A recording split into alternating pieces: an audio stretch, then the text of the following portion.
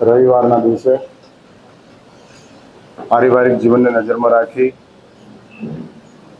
મહાભારતના વિશિષ્ટ પાત્રોને માધ્યમ તરીકે રાખી અને પ્રવચનની અંદર આપણે કેટલીક વાતો કરતા હોઈએ છીએ. આજનો આ બીજો રવિવાર છે. આપણો વિષય આજના રવિવારની અંદર હતો દુષ્ટ દુર્યોધનની શિષ્ટ વાતો. ફરીથી એક વાત યાદ રાખજો, દુષ્ટતા આ જન્મની નથી. જો આ જન્મની જ હોય તો માત્ર વિશિષ્ટતા જ હોય. સ્પેશિયલી માણસના જન્મ તરીકેની વાત હું કરું છું. માણસ તરીકે આપણે જન્મ્યા છીએ તો દુષ્ટતા ન હોય, વિશિષ્ટતા જ હોય. ધારો કે વિશિષ્ટતા ના હોય તો કમસે કમ શિષ્ટતા તો આવતી જ જતી હોય. અને એટલે જ છોડીને જીવવું એ વિશિષ્ટતા છે, સંતોષમાં જીવવું એ શિષ્ટતા છે. આ બે ડિફરન્સ સમજવાનો પ્રયત્ન કરજો. છોડી જ દીધું અને છતાં જીવન ચાલે છે, કશું જ નથી, માગે છે અને આપી દે છે, માગે છે અને આપી દે છે. પરમાત્મા મહાવીરની સાધનાના સમયનો વિચાર કરો. પેલા બ્રાહ્મણે વસ્ત્ર માગ્યું, એણે તો માગ્યું નથી, પ્રભુએ આપી દીધું. અડધું પડી ગયું, ભગવાને છોડી દીધું. અડધું આપ્યું, અડધું છોડી દીધું, છૂટી ગયું. એટલે જ છોડીને આ સંસારની અંદર જે જીવતા શીખે છે, કઈ કઈ ચીજો વિના જીવી શકાય છે. એવું છે ને કે તમે આના વિના ન જ જીવાય એવી એક તમારી માનસિકતાને એસ્ટાબ્લિશ કરી છે. એટલે તમે એવું માનો છો કે એસી વિના ન જીવાય, પંખા વિના ન જીવાય, ચંપલ વિના ન ચલાય, બાથરૂમ વિના ન રહેવાય, આ બધા જ વિના તમારાથી ન રહેવાય. એટલે આના વિના ન ચાલે, આના વિના ન ચાલે, આના વિના ન ચાલે. અને એનાથી આપણે આપણું જીવન એસ્ટાબ્લિશ કર્યું છે. અને એસ્ટાબ્લિશ કર્યું હોવાના કારણે આના વિના ન ચાલે, ન ચાલે. પણ હવે એક કાઉન્ટર હું વાત બતાવું છું અને આ પ્રયોગ કરવા જેવો છે. એકાદ દિવસ તમે જેના વિના નથી ચાલતું એના એક લિસ્ટ બનાવો અને ધારો કે 50 આઈટમ છે અને 50 આઈટમો તમે રાખી. હવે એવું નક્કી કરો કે આવતીકાલે આ 50 માંથી 10 છોડી અને જીવવાનો પ્રયત્ન કરવો છે. Only for tomorrow. આવતીકાલ માટે 10 ચીજો. સ્નાન કરવા માટે સાબુ વિના સ્નાન કરાય કે ન કરાય? અને અંદરથી જવાબ આવે કે ભાઈ સાબુ વિના સ્નાન થઈ શકે તેવું છે, કાલના દિવસ સાબુ નહીં વાપરો. કાચમાં જોયા વિના ચલાય કે ન ચલાય? અને તમને એમ થાય અંદરથી જવાબ આવે કે વાંધો નથી, આમે કાલે કંઈ બહુ કામ નથી, ક્યાંય બહાર ફરવા જવાનું નથી, કોઈ પાર્ટી નથી, કશું જ નથી, તો ચાલે તેવું છે. Reject, reject. આવી 10 મેટરો રિજેક્ટ કરતા જાઓ અને પછી એ 10 વિના જીવાય છે કે નથી જીવાય. આ તો બધું છે ને તો ખબર છે, નસીબ સાથ આપે છે, એના પુણ્યના તાગડધીન ના ચાલે છે. હા, મજા ચાલે છે. હા, એની અંદર ગઠવાતું જાય છે. ફૂટપાથ ઉપર સોનારાની પાસે કઈ બાથરૂમ છે, કયો સાબુ છે, કશું જ નથી. અને 24/360 ડેઝ આવો ભયાનક વરસાદ હોય. કલ્પના કરો અને કલ્પનાની અંદર ભૂમિકા લાવો કે કઈ સ્થિતિ હોય. વરસાદ જોરમાં ચાલતો હોય, બાળક 4-6 દિવસ પહેલા જ બાળકનો જન્મ થયો છે. ગરીબોને માટે કોઈ મેટર્નિટી હોમ હોતું નથી, ફૂટપાથ ઉપર જ બાળકને જન્મ આપી દે છે. સવારે બાળકનો જન્મ થાય છે અને 4 કલાકની અંદર તો એ બાઈ બિચારી મજૂરી માટે ચાલી જાય છે. આ બધી ઘટનાઓ અમે અમારી આંખોએ જોયેલી છે. જે ઝૂંપડાની અંદરથી સવારે પ્રસૂતિની વેદનાની ચીસો સંભળાતી હોય, એ જ ઝૂંપડાની અંદરથી 6 કલાક પછી, એટલે સવારે સમજો કે બાળકને જન્મ આપ્યો અને 12 વાગ્યાના ટાઈમે એ બાઈ વળી પાછી મજૂરીની અંદર ચાલી જાય. અને અમારા જેવો કોઈ પૂછે કે બેન, હમણાં તો બાળકને જન્મ આપ્યો છે, મહારાજ મજૂરી ન કરું તો હાથ પડે શું ખવા? એટલે એક વાત બહુ બહુ ગંભીરતાથી વિચાર કરજો. હા, ગંભીરતાથી. એ માણસ છે, અમે માણસ છીએ. તો ભેદ કેમ છે? માત્ર નસીબનો ભેદ છે. બાકી એપાર્ટમેન્ટમાં રહેનારી, બંગલાઓમાં રહેનારા બહેનો પણ જન્મ આપે છે બાળકને, અને બાળકને જન્મ આપીને રહે છે, અને પેલી એ જન્મ આપે છે. પરંતુ આ એક ડિફરન્સ છે, માત્ર નસીબ. પણ એવું નસીબ તો ક્યારેય યોગ્ય નથી કે જે આપણને અંધ કરી નાખે, આંખે પાટા બાંધી દે. ગાંધારીના પાટાએ આખા મહાભારતની અંદર, જો મારે ભયાનક મહાભારતના મૂળમાં કોઈ એક ચીજને મૂકવાની હોય તો એમ કહી શકું, ગાંધારીના પાટાએ મહાભારતનું સર્જન કર્યું છે. હા, મહાભારત સર્જાયું છે. અને આંખની ઉપર બાંધેલા પાટા. તમે મને પૂછો, મારે સાહેબ શી રીતે? એટલા જ માટે સાયકોલોજીસ્ટો, માનસ વિજ્ઞાનીઓ એવી વાત કરે છે કે માના સ્પર્શની અંદર પ્યાર હોય છે, માની આંખમાંથી પ્યાર નીકળે છે. હા, માના સ્પર્શમાં, માની આંખમાં અને માના દૂધમાં પ્યાર વહે છે. અને ગાંધારીએ આંખની ઉપર પાટા બાંધી દીધા. સંશોધનકારોએ એવું સંશોધન કર્યું છે અને એવું કહે છે કે આ ગાંધારીએ આંખે પાટા બાંધવાના કારણે એના 100 દીકરાઓને માની આંખમાંથી જે વાલ નીકળવું જોઈએ અને 100 દીકરાઓને મળવું જોઈએ, એ વાલ 100 દીકરાઓને મળ્યું નહીં, અને આ 100 દુષ્ટ પેદા થયા. ભાઈ, આમ કૌરવો દુષ્ટ ન હોત તો મહાભારત બનત? તમારી જાડી બુદ્ધિ શું કહે છે? જાડી સમજવા મહાભારતની સિરિયલ તો બધાએ જોયેલી જ છે ને, અને મહાભારતની વાતો અમારા જેવાઓએ ઘણી વાર તમને સંભળાવી છે. એટલે તમે મહાભારતના બધા પાત્રોથી ફેમિલિયર છો. પારિવારિક સંબંધો છે તમારા, ફેમિલિયર રિલેશન છે. અને આ ફેમિલિયર રિલેશનની અંદર હું એમ પૂછું છું કે ગાંધારીના 100 દીકરાઓ દુષ્ટ ન હોત તો મહાભારતનું સર્જન થાત? સંભવિત જ નથી, શક્ય જ નથી.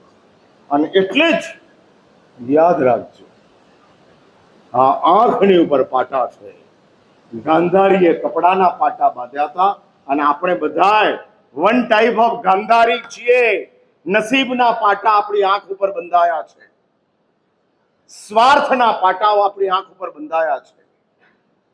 માત્ર મારા જ વિચારની અંદર, એ વિચારોની અંદર આપણી આંખની ઉપર પાટા બંધાયા છે.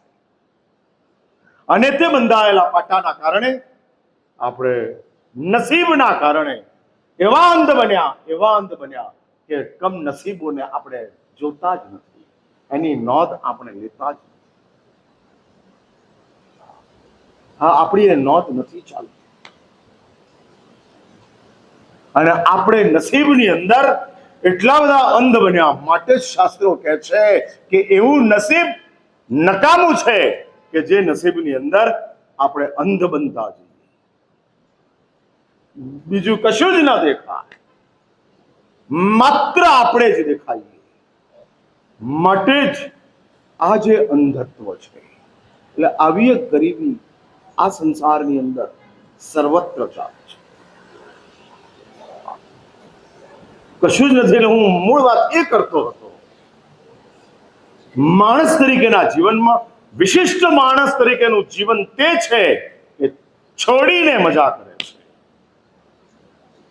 હા, છોડી દે છે અને મજા કરતા જાય.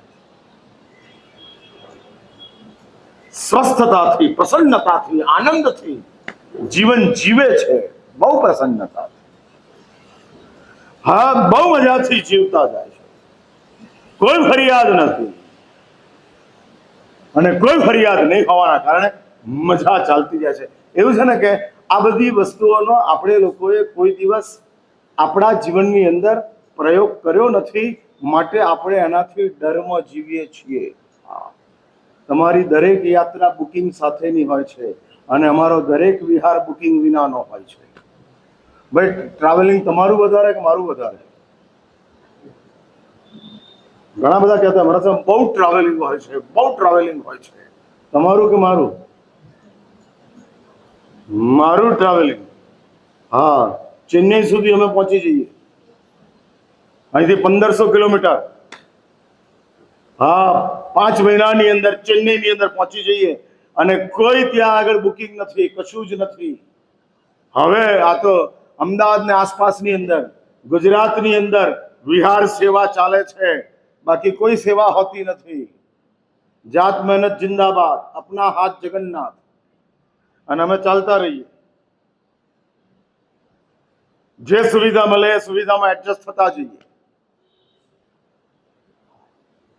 હા, અને એની અંદર અમારી કોઈ વિશેષ કોઈ ફરિયાદ હોતી નથી, ચાલે છે. પરમાત્માએ એવી એક જીવનશૈલી આપી છે કે જે જીવનશૈલીની અંદર ઓછું હોવા છતાં ઓછું લાગતું નથી. સાંભળી લેજો આ મારી વાત. ઓછું હોવા છતાં ઓછું લાગતું નથી. અને તમારી મોહની જીવનશૈલી છે, મારી મહાવીરની જીવનશૈલી અને તમારી મોહની જીવનશૈલી. મહાવીરની જીવનશૈલી એ કે છે ઓછું છે અથવા તો છે જ નહીં, છતાં ઓછું કે અભાવ દેખાતો જ નથી. હા, નથી દેખાતું, કોઈ ફરિયાદ નથી. એટલે ઓછું કે અભાવ દેખાતો નથી એ મહાવીરની જીવનશૈલી છે. અને મોહની એક જીવનશૈલી તમારા જીવનની અંદર ચાલે છે કે જે મોહની જીવનશૈલીની અંદર ઘણું છે, ઘણે ઠેકાણે છે, છતાંય ઓછું જ લાગે છે. સાચું બોલો, આમ કબાટમાં જગ્યા વધારે છે કે કપડા વધારે છે? મારો સવાલ સમજાયો કે ન સમજાયો? એટલે કબાટમાં જગ્યા વધારે છે કે કપડા વધારે છે?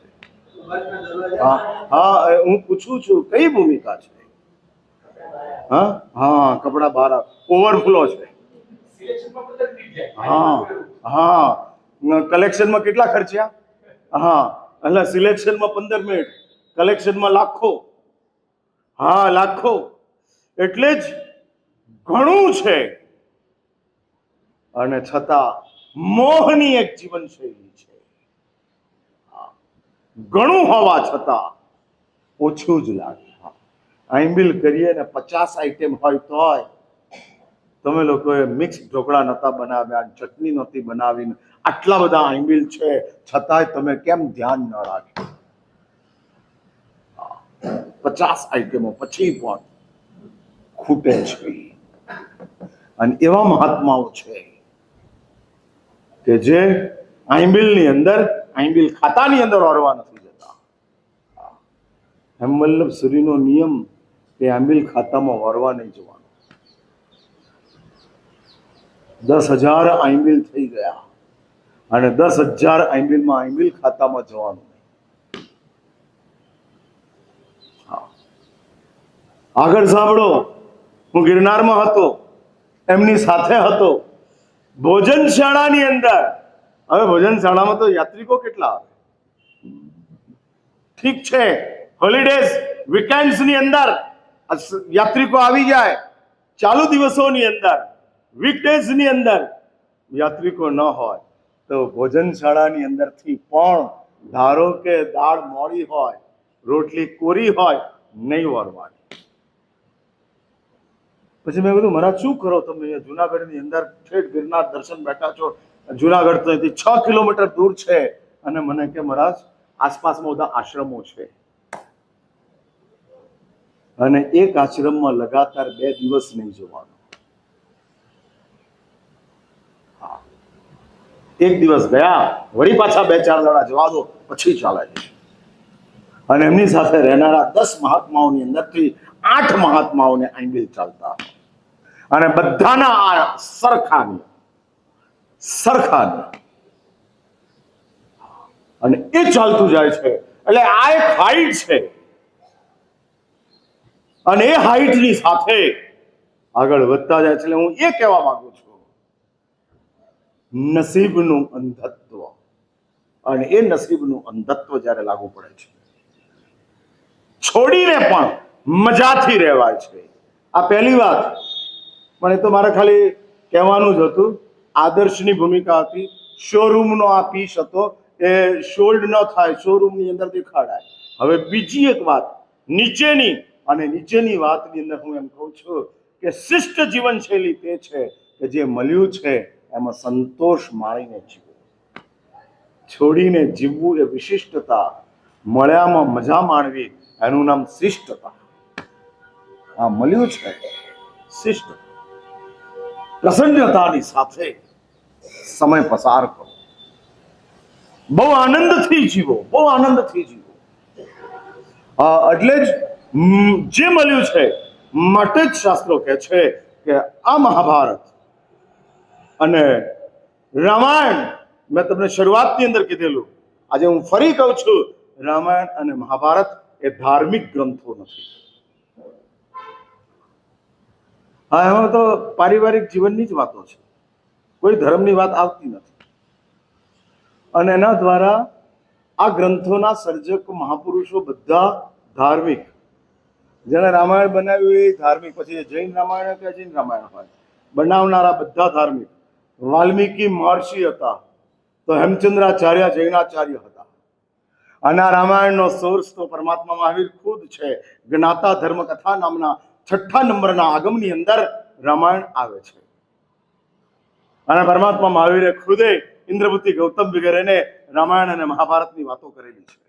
ભગવાન મુનીશ્વર સ્વામીના શાસનની અંદર થયેલું રામાયણ અને પરમાત્મા નેમનાથના શાસનની અંદર થયેલું મહાભારત, એની વાત પરમાત્મા મહાવીર સાક્ષાત 6ઠ્ઠા નંબરનું જે આપણું અંગ છે, જ્ઞાતા ધર્મ કથા, એ જ્ઞાતા ધર્મ કથાની અંદર વાતો આવે છે.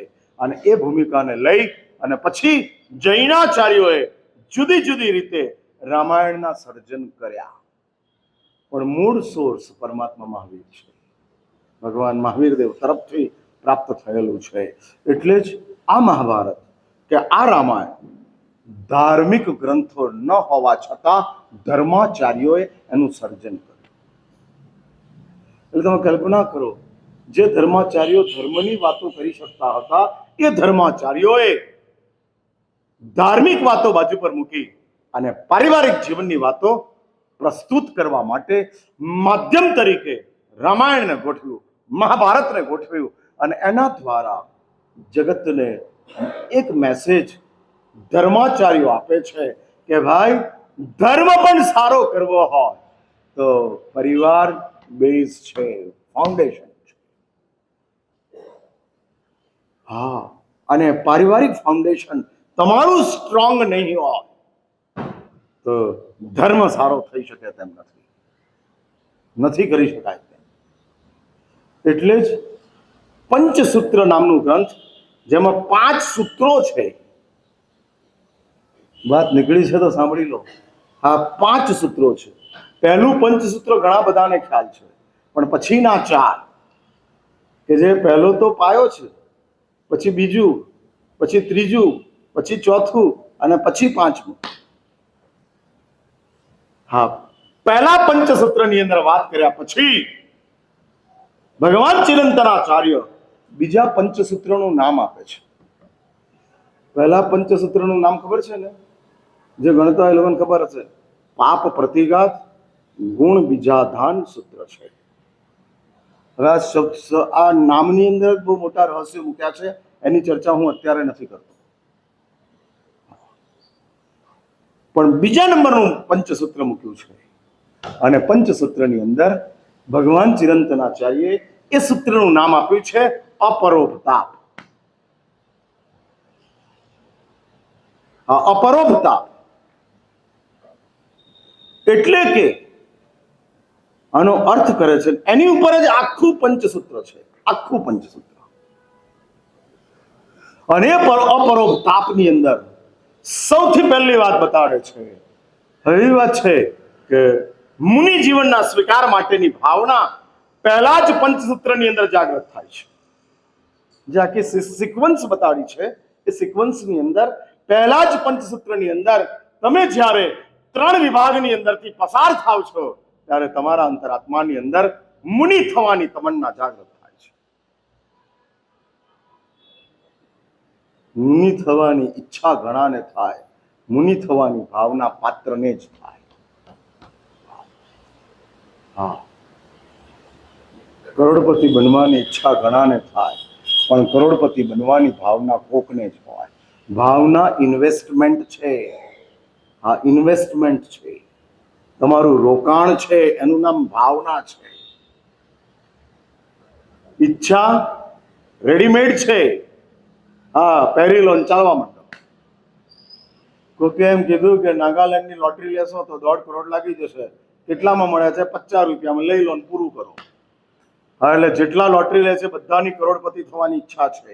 એટલે બધાની ભાવના છે કરોડપતિ થવાની? ના. એટલે લોટરી લેનારાની બધાની કરોડપતિ થવાની ઈચ્છા છે. લોટરી લાગી ગઈ, કરોડ મળી ગયા તો વાહ વાહ છે, ન મળ્યા તો મજા છે. હા, એટલે કરોડપતિ થવાની ઈચ્છા જેટલા લોટરી વાળા છે બધાને થાય છે, પણ કરોડપતિ થવાની ભાવના ઇન્વેસ્ટમેન્ટ કર્યા પછી જેનો એની પાછળની મહેનત ચાલે છે, પરિશ્રમ ચાલે છે, પસીના પાડવાનું કામ ચાલે છે, અને ગમે તે કરીને દોડવું છે, ઓછામાં જીવવું છે, અભાવમાં જીવવું છે, પણ કરોડના માર્ક સુધી પહોંચવું છે. આ ભાવના છે. એટલે જ અમે કોમન દ્રષ્ટાંત એટલા માટે આપ્યું તમારા મગજમાં ફિટ થાય. હવે હું મૂળ વાત ઉપર આવું છું, અને મૂળ વાત એ છે કે જો મુનિ થવાની ઈચ્છા હોય, હા, અને ઈચ્છાથી મુનિ થઈ જનારા ઘણા હોય, એટલે મુનિ થનારા બધા જ લઘુકર્મી હોય. ના, ભૂલી જાઓ, એવું નથી. ઈચ્છા થઈ ગઈ, અનુકૂળતા મળી ગઈ, લઈ લીધી. લોટરી લાગી ગઈ, ઈચ્છા થઈ એટલે લોટરી લાગી, મળી લોટરી. હા, મુનિ થવાની ઈચ્છા છે, અને પછી ગુરુને હોદે અને જેમાં ફાવતું હોય એને પકડી દે અને એની સાથે બેસી જાય ચાલવામાં.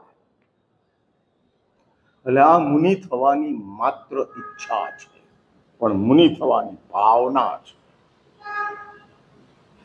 હા, અને અંદરથી એક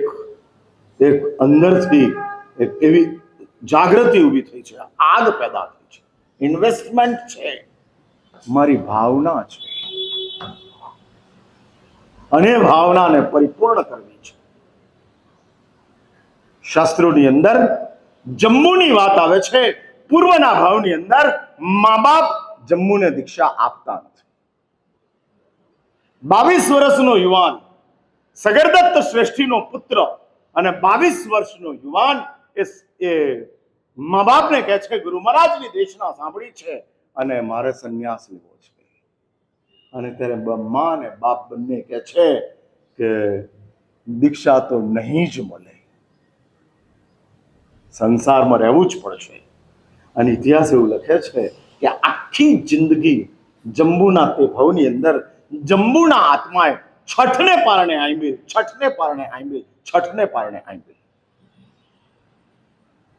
કરતા ગયા. અહીં બેઠેલા હું ઘણા માસ્કમની ભાવના હશે, પણ એ ભાવના છે કે ઈચ્છા છે જાણવું પડે. ભલે નોકારસી કરતા હોય પણ એમ થાય કે માસ્કમની ભાવના છે, કલાક પછી નોકારસી પાડીશ.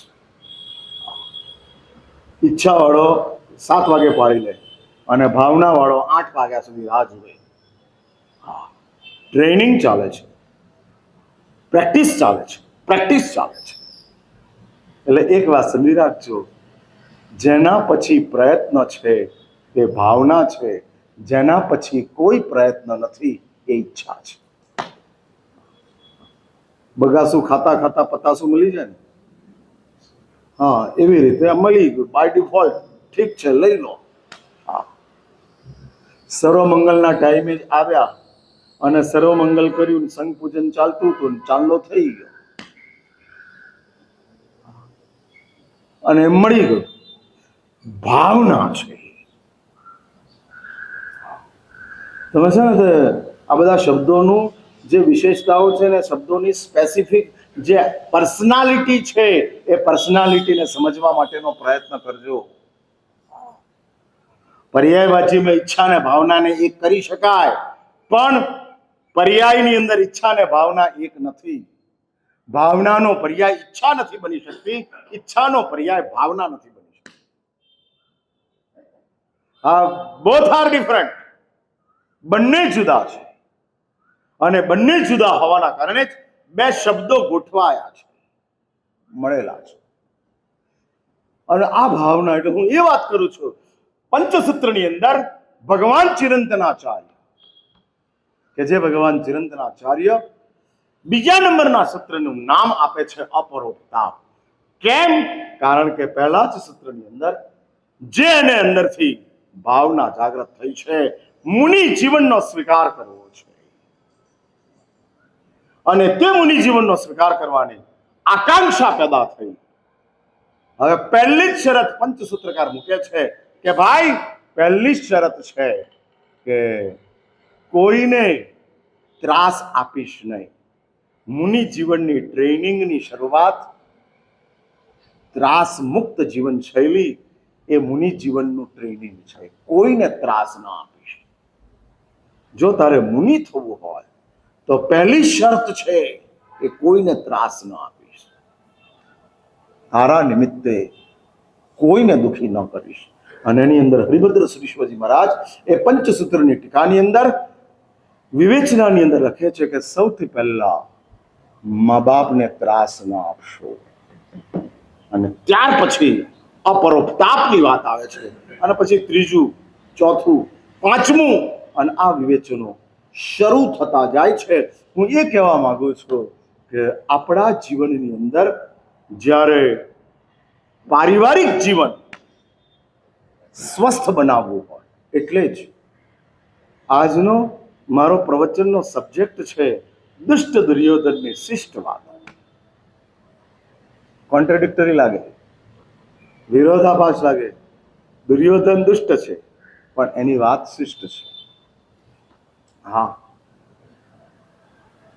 સ્મોકિંગ કરનારો, પાન ખાનારો ડોક્ટર પણ સલાહ તો એ જ આપે કે સ્મોકિંગ ન કરશો.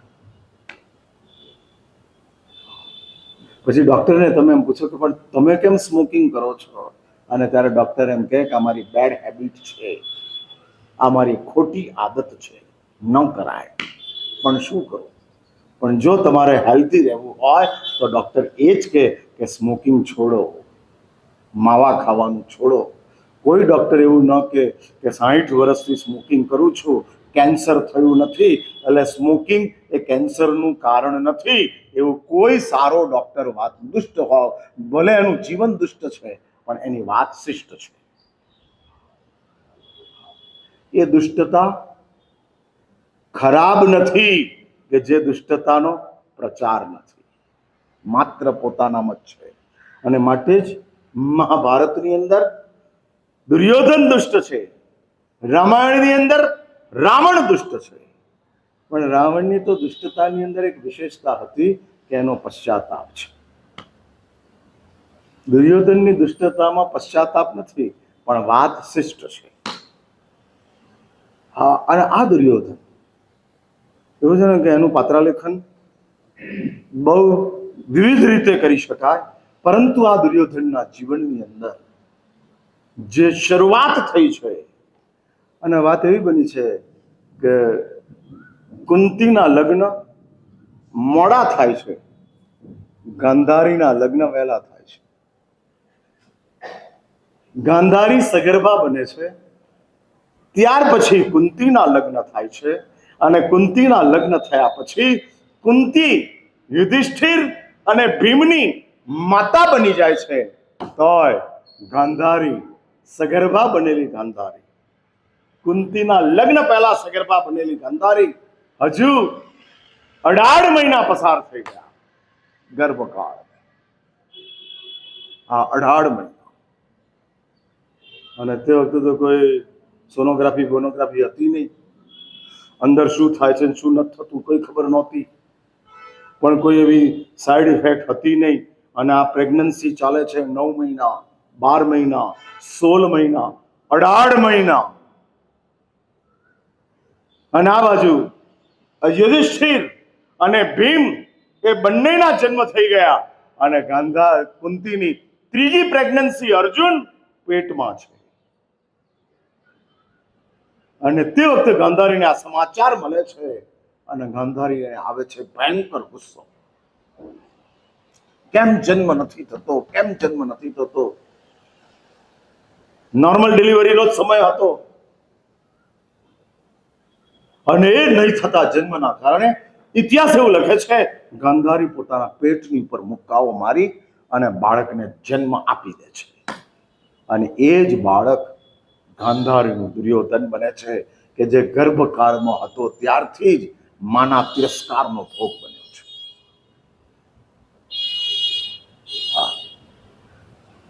માની પીડામાં નિમિત્ત છે અને માના તિરસ્કારનો ભોગ છે. કોઈ બાળકને ખબર નહોતી કે હું માને પીડા આપી રહ્યો છું, એટલે માની પીડામાં આ દુર્યોધન માત્ર નિમિત્ત છે, બાય ડિફોલ્ટ છે. એવો કોઈ ઇન્ટેન્શન દુર્યોધનના આત્માનો હતો નહીં. નાનકડું બાળક છે, એને શું ખબર? પણ ગાંધારી એક્સાઇટ થાય છે, એગ્રેશનમાં આવે છે. હા, અને એગ્રેશનમાં આવેલી ગાંધારી પેટ ઉપર મુક્કાઓ મારીને બાળકને જન્મ આપી દે. જ્યારે આ બાળક માતાની કુક્ષીમાં હતો ત્યારથી મહાભારતકાર લખે છે કે આ બાળકના કારણે માને ભયાનક સ્વપ્ન આવે છે. સ્વપ્ન પણ એક સાયકોલોજી છે, હવે એની વાત અત્યારે નથી કરવી, પણ એ સાયકોલોજી છે અને સાયકોલોજીના આધારે ગોઠવાતું જાય છે. પણ દુર્યોધનના હોવાના કારણે ગાંધારીના આ આવતા સ્વપ્નો અને સ્વપ્નોને જોઈ અને ગાંધારી એવું કહે છે કે આ કુરુકુલનો ઘાતક બનનાર છે, સમગ્ર કુરુકુલ. એક વાત કરી દઉં, કુરુકુલ એ ભગવાન આદિનાથથી શરૂ થયેલું છે. ભગવાન આદિનાથના જે 100 દીકરાઓ હતા એમાં એકનું નામ રઘુ હતું ને એકનું નામ કુરુ હતું, અને એમાંથી રઘુકુલ અને કુરુકુલ ચાલ્યું. એટલે રામાયણની પરંપરા રઘુકુલ છે અને કુરુકુલની પરંપરા મહાભારત છે. અને કુરુકુલની અંદર ઘાતક તરીકે દુર્યોધન છે એવું માતા ગાંધારીને સ્વપ્ન દ્વારા મેસેજ મળ્યા છે. એટલે આ આવેલા બાળકને મારી નાખવા માટે ગાંધારીનો પ્રયત્ન છે અને એમાં ધૃતરાષ્ટ્ર દુર્યોધનને બચાવે છે. અને આ દુર્યોધન એના જીવનની અંદર આવેલી જે વિષમતાઓ છે, સૌથી પહેલી વાત માતાનો તિરસ્કાર. દરેક મા બાપને મારી એક આંતરિક સલાહ છે, દીકરો દુર્વ્યવહાર કરે છે, દીકરાની સાથે સ્વભાવનું મેચિંગ નથી થતું, મહેરબાની કરી અને તમે તિરસ્કારના માર્ગે ન જશો. કરુણા, પ્રેમ નથી થતો, મત કરો. મહારાજ સાહેબ, મને આ દીકરા માટે પ્રેમ જાગતો જ નથી, એવા ઘણા મા બાપો ફરિયાદ કરે છે. હવે ગત જન્મોના એવા ઋણાનુબંધો હોય અને ઋણાનુબંધોના કારણે આવું થતું હોય અને એવું બનતું જતું હોય. હા, ચાલે છે. કઈક એવા કિસ્સાઓ તમે ન્યૂઝપેપરોની અંદર વાંચો છો, માનો કોકની સાથે અફેર છે અને છોકરો આડખીલી રૂપ છે તો માં પોતે જ પોતાના દીકરાનું કાસળ કાઢી નાખે છે, મારી નાખે છે. આવા કઈક કિસ્સાઓ ન્યૂઝપેપરોની અંદર તમે વાંચો છો અને આ ક્રાઇમ પેટ્રોલની અંદર આવું જ બધું બતાડાતું જાય છે. ગુનાઓ કેવા થાય છે એ ક્રાઇમ પેટ્રોલમાં બતાડાય છે કે ગુનાઓ કેવી રીતે કરવા તે બતાડાય છે. આવે છે ને ક્રાઇમ પેટ્રોલ, અહીં બેઠેલાઓમાં કોક જોતા હશે. અંદર ખાની નેગેટિવિટી, નિષ્ઠુર માનસિકતાઓ અને કેવી કેવી ઘટનાઓ બતાડાતી જાય છે, સમજાવાતી જાય છે કે જેના કારણે આ જ સર્જનો થતા જાય. હા, લગ્નનો વિડીયો ઉતરે, ઓપરેશનના વિડીયો ના ઉતરે. હા, પાર્ટીના વિડીયો ઉતારાય, ગિરફતારીના વિડીયો થોડા ઉતારાય છે. કોઈ જેલમાં જતું હોય એના વિડીયો થોડા ઉતારાય. તમારા ઘરનો સ્વજન પાર્ટી હોય એના વિડીયો બરાબર છે, પણ આ એટલે આ ક્રાઇમ પેટ્રોલ એ હકીકતની અંદર એક્સરે છે. હોસ્પિટલની ભૂમિકા, બીમાર માણસોની બીમાર માનસિકતા કેવી હોય બતાડવાનો અર્થ જ નથી. હા, આવડી જતી ચીજોને શીખવાડવાની જરૂર શું? ખાતા આવડે જ છે, પણ શું ખાવું તે શીખવાડવું પડે તેવું છે. સમજાય છે મારી વાત? શું ખાવું એ શીખવાડવાનું છે. ખાતા નથી શીખવાડવાનું, શું ખાવું તે શીખવાડવાનું છે. અને એ જ રીતે જીવનની અંદર શું કરવું તે આવડતું હોય તો શું ન કરાય એ સમજાવવાનું છે. પણ એ સમજાવતું હોતું જ નથી અને આ જ બતાડાતું જાય છે. માટે જ આ તિરસ્કાર જે દુર્યોધનને પ્રાપ્ત થયો અને દુર્યોધનના માનસની અંદર જન્મથી જ જે એક પ્રકારની નેગેટિવિટી ગોઠવાતી ગઈ. અને સાચું કહું તો દુર્યોધનને હકીકતમાં જ્યારે પ્રેમ મળવો જોઈએ ત્યારે મળ્યો છે, અને એની અંદરથી દુર્યોધન દુષ્ટતાના માર્ગે ચાલુ થયો. ફરી એક વાત સમજી રાખજો, દુષ્ટતા ગત જન્મોની છે, આ જન્મની છે જ નહીં. આ જન્મમાં તો દુષ્ટતાને કે શિષ્ટતાને પ્લેટફોર્મ મળે છે, ફોકસ મળે છે. બાકી ગત જન્મોની ચાલી આવે છે અને આપણે બધા જ ગત જન્મોની દુષ્ટતાની સાથે આવેલા છીએ. અહીં બેઠેલા બધા આપણે દુર્યોધન જ છીએ. ગત જન્મોનો વિચાર કરો તો હું મારી જાતને સાથે લઉં છું. અહીં બેઠેલાઓમાં કોઈ બાકી નથી. મેં કસાઈ તરીકેના ભાવો પસાર કર્યા છે, વાઘ અને સિંહ તરીકેના જિંદગીઓ મેં પસાર કરેલી છે. એટલે આપણે બધા જ ગત જન્મોના દુષ્ટ છીએ. હા, આપણે બધા. માટે જ જૈન શાસ્ત્રકારોએ ધિક્કાર, તિરસ્કાર, ઉપેક્ષા આ બધા શબ્દોને જીન શાસનની ડિક્શનરીની અંદરથી ડિલીટ કર્યા છે. આ શબ્દો જ ના હોય. કોનો ધિક્કાર, કોનો તિરસ્કાર? જે વિક્ટિમ છે એનો ધિક્કાર હોય કે એની દયા હોય? વિક્ટિમ એટલે સમજ્યા ને, જે દોષોનો શિકાર બન્યો છે, અપરાધોનો જે શિકાર બન્યો છે, અને એવો શિકાર બનેલી વ્યક્તિ એનો તિરસ્કાર થોડો હોય, એની દયા હોય, વિચારો છે. નાચીસ છે, ઠીક છે, પણ આ દુર્યોધન કે જે દુર્યોધનના જીવનની અંદર આ દુષ્ટતાની શરૂઆત. એટલે ફરી એક વાત યાદ રાખજો, જો આપણા જીવનની અંદર સંતાનો પ્રત્યેની સહાનુભૂતિ, સ્નેહ, સૌહાર્દ ન જાગતો હોય તો કમ સે કમ તિરસ્કાર ન જગવા દેતા. હા, ન જાગવા દેતા. હોર્મોનલ ડિસઓર્ડર છે. તબી ભાષાની અંદર શરીરની અંદર જે હોર્મોન્સ હોય છે એ હોર્મોન્સનો ડિસઓર્ડર શરૂ થાય, અને હોર્મોનલ ડિસઓર્ડર એને હીલ કરવો તબીબી સાયન્સની અંદર સૌથી કઠણ છે.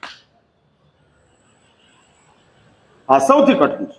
એમ જે બાળકને ઘર તરફથી તિરસ્કાર, ઉપેક્ષા મળે એ બાળક સ્વાભાવિક રીતે ઉન્માર્ગની ઉપર ચાલ્યો જાય. આખા રાષ્ટ્રના પિતા બનનાર મહાત્મા ગાંધી 32 કરોડ ભારતીય લોકોના જે પિતા હતા એ પોતાના દીકરાના બાપ નથી બની શક્યા. ગાંધીજીને 4 દીકરા હતા. એમાં સૌથી મોટાનું નામ હતું હરિદાસ. પ્રકાશના પડછાયા નામનું પુસ્તક હું ન ભૂલતો હોઉં તો દિનકર જોશીનું છે, અને પ્રકાશના પડછાયા નામના પુસ્તકની અંદર હરિદાસનું આખું જીવન દિનકર જોશીએ લખેલું છે. જે ગાંધીજીના 4 દીકરાઓમાં સૌથી મોટો દીકરો હતો. ગરીબોની માવજત કરવી, રક્તપિત્તના દર્દીઓ, લેપ્રસીથી પીડાતા દર્દીઓ, એની સેવા કરવી એ ગાંધીજીનો પોતાનો જીવન મંત્ર હતો. જીવન મંત્ર. ગરીબોની હમદર્દીના કારણે ગાંધીએ સૂટ અને બૂટ છોડી દીધેલા હતા. એ ગાંધીજી પોતાના દીકરાના બાપ ન બની શક્યા. જ્યારે હરિદાસ 15 વર્ષની ઉંમરના થયા, SSC ની અંદર પાસ થયા, અને તે વખતે ગાંધીજી નાગપુરની અંદર હતા, અને હરિદાસ રાજકોટની અંદર પાસ થયા છે. બાપને મેસેજ આપે છે, પિતાજી પોસ્ટકાર્ડ લખીને કે હું SSC માં પાસ થયો છું અને હવે મારે કોલેજની અંદર ભણવા માટે જવાનું છે અને મારે ફી માટે 15 રૂપિયાની જરૂર છે. તે વખતે 15 રૂપિયાની જરૂર છે, અને તે વખતે ગાંધીજીએ પોસ્ટકાર્ડમાં લખી દીધું કે તારો બાપ 15 રૂપિયા આપી શકે એવો ધનવાન નથી, માટે ભીખ માગીને 15 ભેગા કર અને કોલેજમાં જા. આવું આમ સ્પષ્ટ શબ્દોની અંદર ગાંધીએ લખી નાખ્યું. હવે આ ગાંધીજીના પ્લસ પણ જોવાય ને આમાં ગાંધીજીના માઇનસ પણ જોવાય, પણ માઇનસ એટલા માટે જોવા પડે એવું છે કે આ જ કારણસર ગાંધીજી તરફથી મળેલો તિરસ્કાર, અને એની અંદર આ હરિદાસ દારૂના નશે ચડે છે.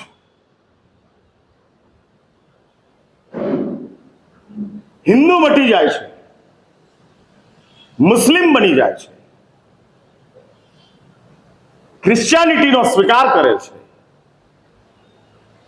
ગાંધીજીના મોતના સમયે દિલ્હીની અંદર ગાંધીજીને છેલ્લા દર્શન માટે જ્યેષ્ઠ પુત્ર તરીકે ગાંધીજીની અર્થીને ખાંદ આપવા માટે હરિદાસ જાય છે, પણ દારૂના નશામાં જાય છે. અને વિશ્વના મોટા મોટા નેતાઓ ગાંધીજીના ફ્યુનરલની અંદર હાજર છે, અને એમાં આ ગાંધીનો દીકરો આવી દારૂડિયાની હાલતની અંદર જાય, ભારતની ઇજ્જત, રાષ્ટ્રપિતાની ઇજ્જત ધૂળમાં મળે. એટલે જ અધિકારીઓ દ્વારા, નેતાઓ દ્વારા હરિદાસને ધક્કા મારીને ત્યાંથી કાઢી મૂકવામાં આવે છે. અને આ જ ફ્રસ્ટ્રેશનની અંદર મુંબઈ આવેલો હરિદાસ ચર્ચગેટ સ્ટેશનની બહાર નીકળે છે, રેલવેના ટ્રેક ઉપર ટ્રેન અથડાય છે, એક્સિડન્ટની અંદર ખલાસ થાય છે. 3 દિવસ સુધી એની લાશનો માટે કોઈ લેવા આવતું નથી, કારણ કે હરિદાસ અનાથ તરીકે હતો. એના ગાર્ડિયન તરીકે MK ગાંધી લખાયેલું હતું, મોહનદાસ કરમચંદ ગાંધી પણ નામ નહોતું. રાષ્ટ્રના પિતા પોતાના દીકરાના બાપ નથી બની શક્યા, અને એ જ હાલત દુર્યોધનની થાય છે. નો ડાઉટ દુર્યોધનની દુષ્ટતા ભયાનક હોવા છતાં એક વાત બરાબર સમજી રાખજો, અંદર પડેલી જે આપણા આત્માની કેટલીક સ્વાભાવિક વિશેષતાઓ છે, એ વિશેષતાઓને કોઈ ઇન્ફ્લુઅન્સ કરી શકતું નથી. રોગ ગમે એટલો લાંબો હોય, ઘણા વર્ષોથી હોય, છતાંય સ્વભાવ તો આરોગ્ય જ છે. નોટ કરીને રાખો, ભલે 50 વર્ષનો રોગ હોય, પણ સ્વભાવ શું છે? આરોગ્ય. અને એટલે જ જો રોગ સ્વભાવ હોત ને તો રોગની પીડા જ ન હોત. સમજાય છે મારી વાત? જો આ શરીરનું નેચર જ રોગ હોત તો રોગની પીડા જ ન હોત. પાણીને કોઈ દાડો ઠંડી લાગે? હું પૂછું છું કે પાણીને ઠંડી લાગે? આગને ગરમી લાગે? આગને ગરમી નથી લાગતી, કારણ કે આગ એ ગરમી એ આગનો સ્વભાવ છે. પાણીને ઠંડી નથી લાગતી, કારણ કે પાણી ઠંડક એ પાણીનો સ્વભાવ છે. આ સ્વભાવ છે. એ જ રીતે દુષ્ટતા આપણને સારી નથી લાગતી, કારણ કે દુષ્ટતા આપણો સ્વભાવ નથી. હા, એ સ્વભાવ નથી. જો સ્વભાવ છે તો માત્ર પવિત્રતા એ જ આપણો સ્વભાવ છે. નિર્દોષતા એ જ આપણો સ્વભાવ છે. આ એ જ સ્વભાવ છે. પણ જો આપણા જીવનની અંદર દુષ્ટતા હોય, આપણા જીવનની અંદર ખરાબી હોય, કદાચ આગળ વધીને ખરાબીનો આપણે બચાવ કરતા હોઈએ, કદાચ એ ખરાબી આપણને સારી લાગતી હોય. હું આ સ્ટેપ્સ નીચેના બતાડતો જાઉં છું.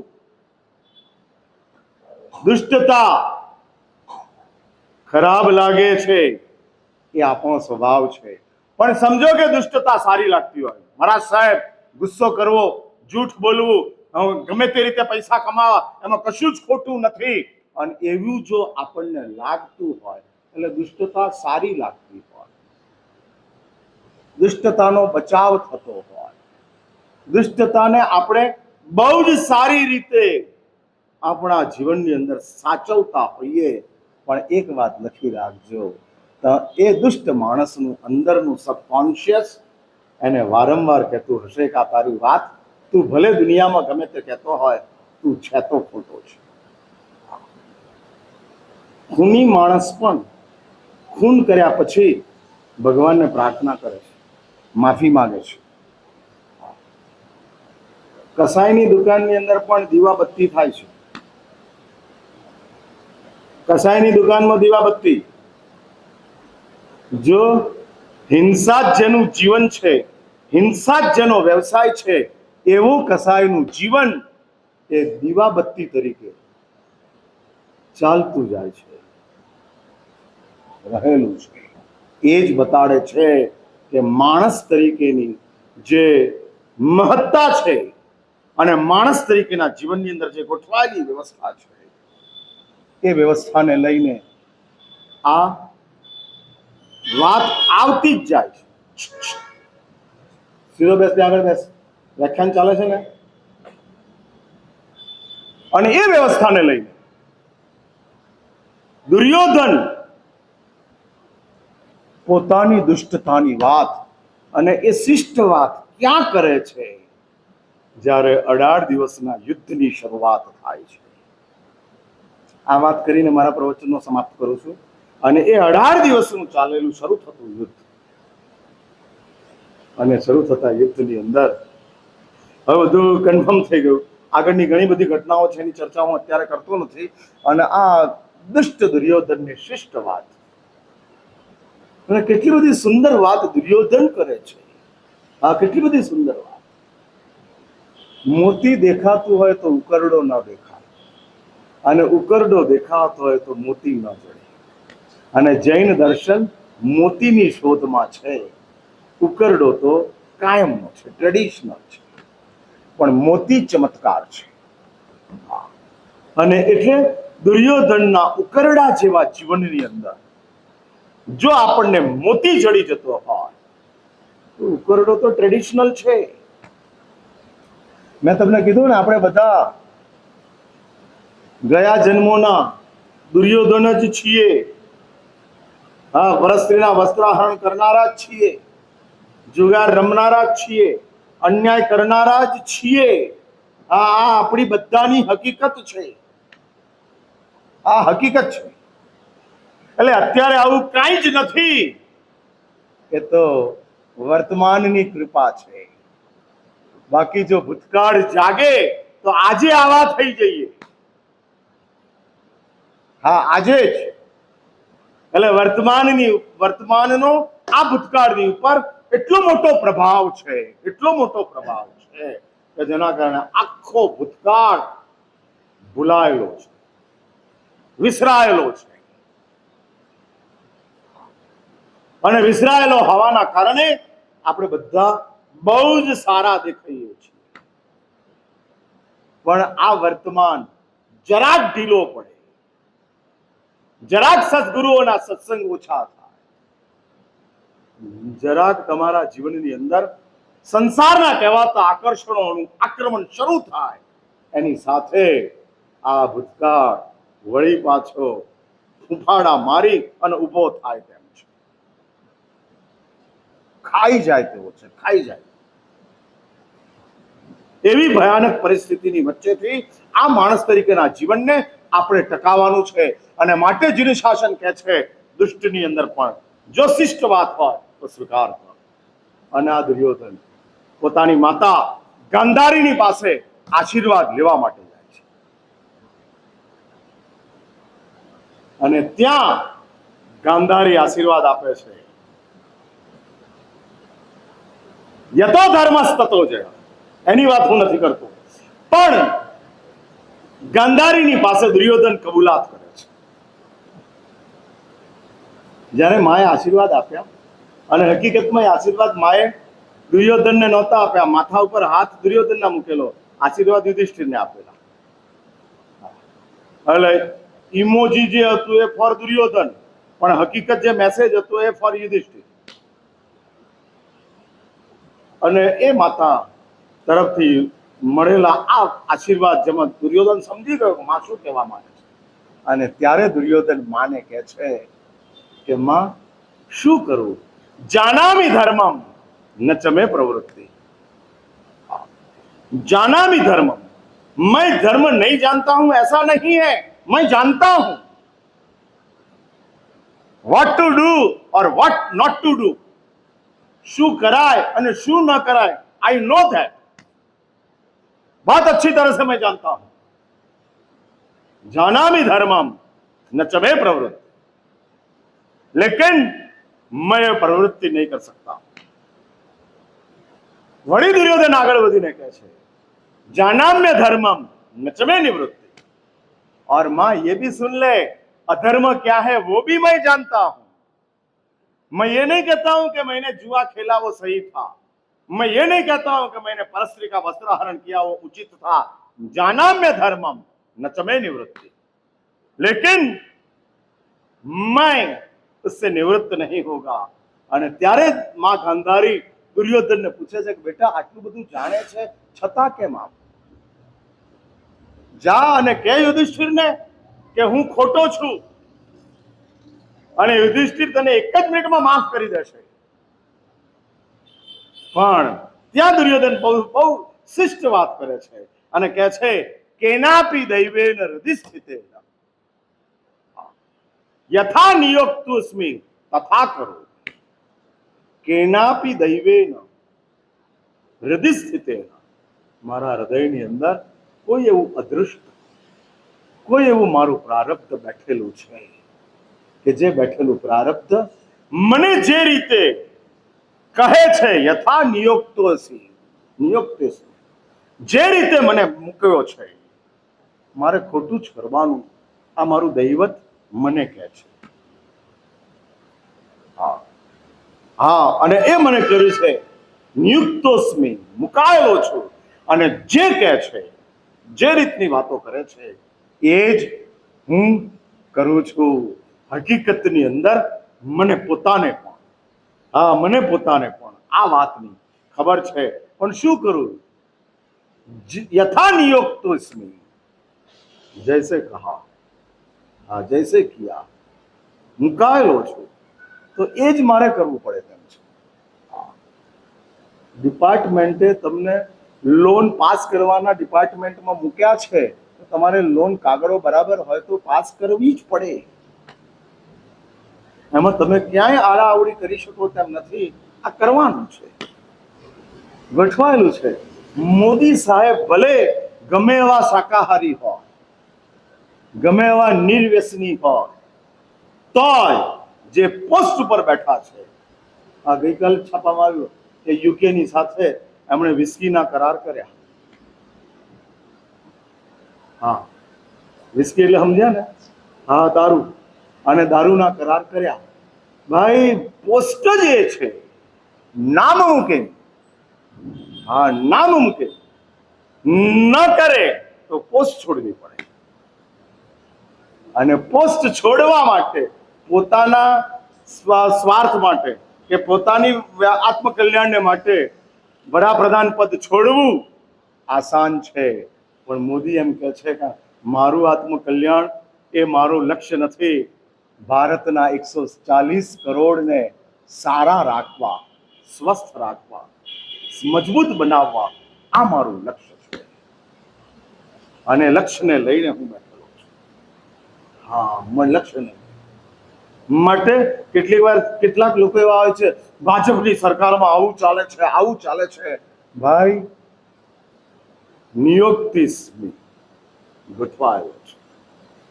હા, બચાવાશે તો આનાથી જ બચાવાશે. બીજી કોઈ સરકારની અંદર બચાવવા મુશ્કેલ છે. એટલે જ જે ફરજ છે, અને આ દૈવત, એક જ વાત સમજી રાખજો, તમારી કહેવાતી જવાબદારીઓની અંદરથી છૂટવા માટેનું સત્વ જો આપણી પાસે હોય તો છોડીને નીકળી જાઓ. પણ એ સત્વ આપણી પાસે ક્યાં છે? એ ક્યાં છે? કેવી રીતે થાય? મુશ્કેલ છે. અને ત્યારે દુર્યોધન આ શિષ્ટ વાત કરે છે, કમ સે કમ હું દુનિયા આખીને ઠગનારાઓ બધાને હું એક નાનકડી છેલ્લી સલાહ આપું છું. દુનિયા ભલે ઠગો, પણ તમારી જાતને તો તમે સમજો અને ઠગવાનું છોડી. જો તમે અંદર ખાને ધર્મ માટેની બાબતની અંદર 19-20 હો તો તમારી જાતને તમે એમ કહો કે હું ધર્મી નથી. દુનિયાને ભલે તમે ધર્મી તરીકે કહેવાતા હો, દુનિયામાં તમે ભલે સજ્જન તરીકે ગોઠવાતા હો, પણ તમારી પોતાની જાતને કાચની સામે ઉભા હો, એકલા બેઠા હો, ત્યારે એમ કહો કે તું હે સચ, આ નથી. જે દેખાય છે તે તું નથી, અને તું છે એ માત્ર હું જ જાણું છું. માત્ર હું જ જાણું છું. તું ને હું ઓળખું છું. હું ને તું ઓળખતો નથી. એટલે તું ને હું ઓળખું છું કે તું કોણ છે, તું કઈ ભૂમિકામાં છે. બસ આ જ દુર્યોધનની શિષ્ટ માનસિકતા કે જે જૈન ધર્મએ નોંધેલી છે, અને માટે જ દુર્યોધનને માટે જૈન ધર્મએ સજાની વાત કરી નથી, દયાની વાત કરી છે. વિચારો છે કે આ ઉન્માર્ગની ઉપર ગયો છે, પણ જો આ શિષ્ટ વાત કરતો હોય તો જરૂર આવતીકાલે ઉન્માર્ગ છોડી અને સન્માર્ગની ભૂમિકામાં પ્રવેશ કરશે. આપણે સૌ શિષ્ટતાની ભૂમિકાની અંદર આટલી ભૂમિકા જે છીએ તે કમ સે કમ સેલ્ફ માય સેલ્ફ, હું મારી જાતને માટે સ્પષ્ટ થઈ જાઉં. ખુદને તો ખુદ ઉલ્લુ ન બનાવો, દુનિયાને ભલે ઉલ્લુ બનાવો, પણ ખુદને તો ખુદ ઉલ્લુ મત બનાવો. હા, ખુદને આપણે ખુદ ઉલ્લુ બનાવતા જઈએ, અને આપણી જાતની આત્મભ્રમણાની અંદર આપણે રહેતા જઈએ. એના જેવી આપણા જીવનની વિષમ પરિસ્થિતિ બીજી કોઈ નથી. અને આ વિષમ પરિસ્થિતિની અંદર દુર્યોધન આપણને આ મેસેજ આપે છે કે ભાઈ, જે શિષ્ટતા છે એ શિષ્ટતા મારી આટલી જ છે કે હું જે ખોટા રસ્તે છું એ ખોટા રસ્તે મારી લાચારીના કારણે છું. મારું પ્રારબ્ધ એવું છે માટે હું આ રસ્તે છું, બાકી હું આને દુષ્ટ માનું છું. આટલી જો આપણામાં સ્પષ્ટતા આવે તો આપણું આત્મકલ્યાણ વહેલામાં વહેલી તકે થાય. તમે સૌ આવી સ્પષ્ટતાને પ્રાપ્ત કરો એવી અંતિમ મંગલ અભ્યર્થના સાથે મારી વાતનો વિરામ મૂકું છું.